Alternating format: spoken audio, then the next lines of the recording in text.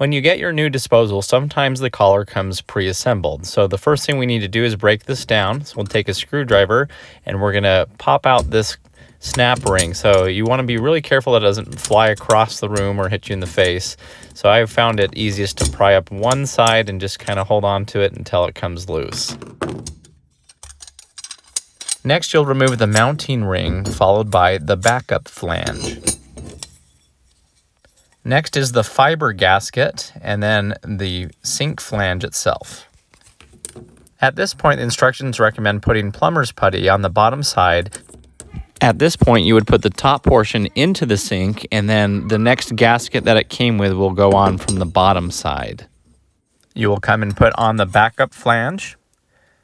Once that's in place, the mounting ring. And now we'll grab our snap ring in order to hold this all together. So this would be under the sink at this point.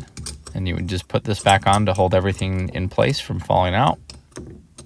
And I found it easiest to start on one side and then loop it around the other. Now that that's in place, we can install our screws. And so we want to line these up to each side of the triangle and tighten them down gently. Of course, this part would be underneath the sink.